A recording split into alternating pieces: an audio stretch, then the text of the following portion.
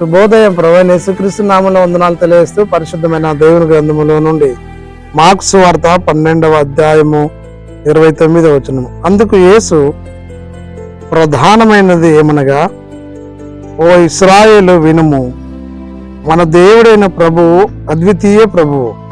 నీవు నీ పూర్ణ హృదయముతోనూ, నీ పూర్ణ ఆత్మతోనూ, నీ పూర్ణ వివేకంతోనూ, నీ పూర్ణ బలముతోనూ నీ దేవుడైన ప్రభువును ప్రేమింపవలనన్నది ప్రధాన ఆజ్ఞ.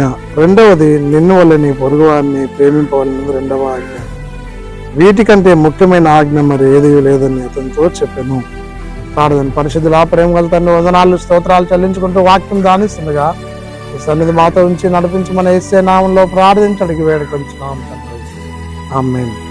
దేవుడైనటువంటి ప్రభు ఒక శాస్త్రి ప్రభు దగ్గరకు వచ్చి, ఇదిగో ఆజ్ఞల్లో ప్రధానమైనది ఏమి అని అడిగినప్పుడు దేవుడు చక్కని సమాధానం చెప్పినాడు.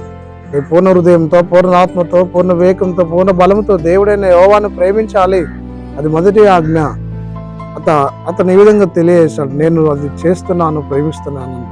అయితే రెండవది, నిన్ను వల్ల నీ పొరుగు వారిని ప్రేమించాలని దేవుడు చెప్పినప్పుడు అది సాధ్యం కాలేకపోయింది. కాబట్టి విశ్వాస జీవన ప్రయాణములో ప్రభువును కలిగినటువంటి మనము నిన్ను వల్ల నీ పొరుగు వారిని ప్రేమించుట, పొరుగు వారిని ప్రేమించడం, ప్రేమ కలిగిన గుణం క్రీస్తుదే, క్షమాగుణం ప్రభువుది. ఆ ప్రభువును కలిగి ఉన్నప్పుడు ఇతరులను ప్రేమిస్తాం, క్షమిస్తాం, సహాయం చేస్తాం, మేలు చేస్తాం. కాబట్టి దైనందిన విశ్వాస జీవన ప్రయాణంలో ప్రభువును కలిగి పొరుగువారిని ప్రేమిస్తూ దైవిక నామానికి మహిమ కలిగినట్లుగా నివసించినట్లు పరిశుద్ధాత్మ త్రియేక దేవుడు మనందరికి తోడైండి నడిపించి దీవించిన గాక. ఆమేన్. మౌనతరా స్తుతి స్తోత్రాలు చెల్లించుకుంటూ వాక్యం ధ్యానిస్తుండగా మీ సన్నిధి మాతో ఉంచి నడిపించడానికి మహిమ చెల్లిస్తూ యేసు నామంలో ప్రార్థించడానికి వేడుకొంచున్నాం తండ్రి. ఆమేన్. తండ్రి, కుమార, పరిశుద్ధాత్మ త్రియేక దేవుడు సదాకాలము తోడైండి దీవించనుగాక. ఆమేన్.